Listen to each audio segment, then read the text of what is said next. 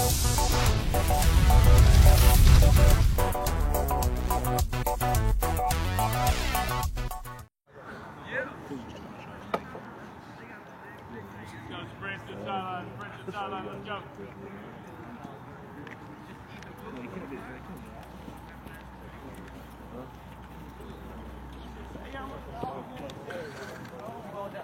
Hello everybody and welcome back once again. Another edition of Inside the Headset, a special edition as we are at round 4 of the playoffs. And I got in front of me the head coach of the Oakland Patriots. We just finished the Thanksgiving Day prep warm-up before we head to Maryville High School tomorrow. So Coach Creasy, take it away. How are you today? Doing good. Anytime we get to practice on Thanksgiving, it's been a pretty good season. So we took on Smyrna last week. We're not going to talk anything about how you got here. Everybody knows we're down to the Final Four, and you're faced with a big task in front of you. Just big thing is what have you been doing all week? Well, you know, staying the course, making sure we try to keep things as normal as possible. It's hard to do with Thanksgiving break and all that sort of thing, but we've done a pretty good job of keeping our routine.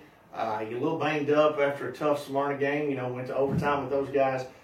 Good football team, good physical football team.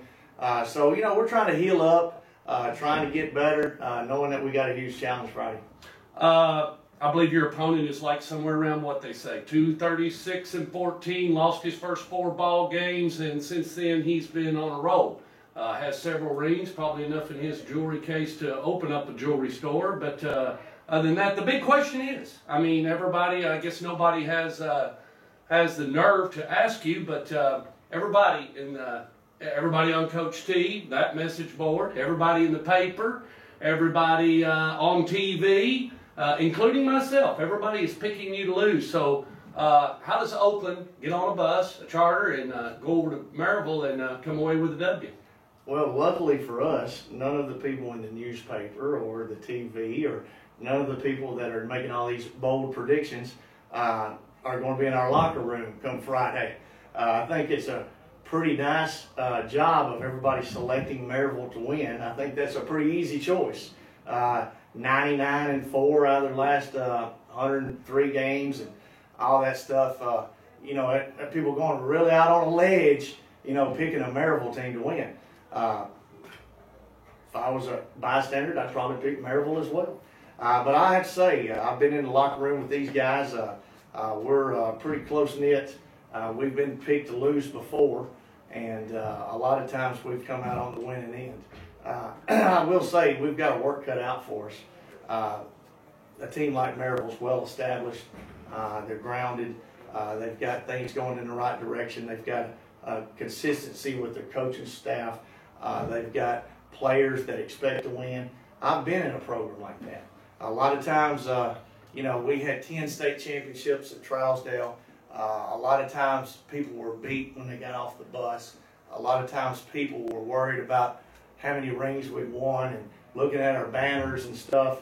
But with that being said, I don't think that's going to happen with our Oakland players. We're going to respect their history, but we're going to also know that a lot of those people that won those championships aren't going to be dressing out. That's right. And I'm glad, you know, yeah. I'm glad a lot of their players aren't playing from, you know, the late 90s or early 2000s. They had some really quality teams, and they've got a quality team this year. And you know, we talk about their record is 14-0. That's what 13-0. That's right. what they've done so far. We want to make sure it's not 14-0. You know, our record, 12-1. We want to try to go to 13-1. All we can worry about is Friday night, and they're doing the same thing. They're preaching the same message I am. It's not about the previous 13 games. It's about the 14th game, and it's not about past championships. It's about this year's championship. Now, I'm really happy with what we've done since we've gotten here. You know, I arrived in March, and we talked championships, and we talked, you know, a lot of people say we just worry about the first opponent or we just go week to week. We don't do that. We talk championships, and we've been talking championships, and to get to a championship, we've got to beat Maryville. And we know they're a championship-type program. But we're happy where we're at, but we're not satisfied. You know, I want the Oakland fan base to know that we're not going up there just to, you know, give them a good game. We're up there to win like we are every Friday night. Unfortunately, we played a well-established football team in Hoover to start the game. Very similar to Maryville. They've got really good players. They've got a really good coaching staff, really good head coach, and they expect to win. And it was pretty good for us to get our tail whooped first week of the season and just see how much further we had to go to beat a caliber team like Maryville. And have we gotten that far? It's yet to be determined. We'll find out Friday night. We know what we've got to do to have success. We feel like we've come a long way since playing Hoover. With that being said, things are funny in football. Things are funny. A lot of times that ball takes funny bounces. A lot of times that wrong person gets injured. A lot of times those flags just seem to go against you. And the way you respond to those things makes all the difference. And I think our guys are made out of the right stuff. I think it's going to be an interesting battle. And I think that things may just go against Maryville this time around. You just never know. And hopefully for us, the ball bounces our way. We get a few calls. And there's one thing that's not going to be in question. It's not going to be in question about our effort. We've had great preparation. We've done a really good job of getting a game plan together. And now our guys just have to execute it. And hopefully they will. But I know this. Our guys will play their hearts out. And that's all you can ask as a coach. Two things, and then we'll wrap it up. What's changed from Hoover to now? You talked about that. What has changed about this 2015 team as we come upon the eve of the game? Well, we have been more proactive than reactive. Our guys have been more of a character-based team than being a character on the sideline or being a character on the field. We've talked about, how important it is to understand that bad things go against you in the football game, bad things go against you in life. How you react to it's most important.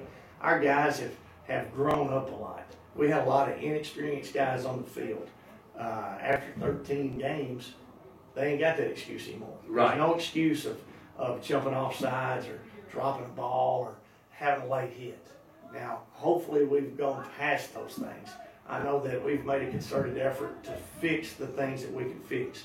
We can't fix a guy from Maryville knocking the crap out of us and us dropping the ball because of that. Right. But we can fix having ball security, working on doubling when we're in trouble, making sure we're going to get a stiff arm on somebody that's coming to hit us.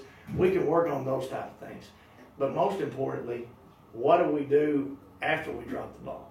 How do we handle ourselves after we drop the ball? And I think that's what's happened is that our guys have got a team-first attitude, and I don't know that they had that in August. Our guys have the desire to worry about how things and their actions especially affect the team. And I don't think we had that in August. Now, that doesn't mean that the team first type deal always wins. Right. But we're going to give it our best effort. Last but not least, let's talk to the Oakland faithful and the people of Murfreesboro. I mean, Judy and I are making the trip over, so I put the ball back in your hands and let's call them out. Let's call them out of the house. I'm glad that you guys are coming. I hope that everybody comes. Most people do not have work that particular Friday. A lot of people are going to the UT game. You shop online on the way up. There's Black Friday. There's a lot of good shopping outlets. But most importantly, I think our fan base needs to come out and support these kids. A lot of people didn't give them a chance when this thing started. A lot of people never thought we'd be back in the fourth round of the playoffs playing Maryville again. With new coaches and new players and, ample turnover as far as, the coaching staff and getting those guys online and making sure everybody's singing off the same sheet of music. People didn't think we had much of a chance against certain teams this year, and we've come out on top.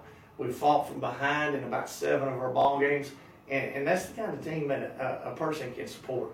I was very proud of how fired up everybody got in overtime against Smyrna. Yeah, that was fun. I think people should have been doing that all along. Yeah. For the first time all year, I actually saw people get off the rear and stand up and cheer our kids on, and I think they need that. I think that sort of thing makes a difference.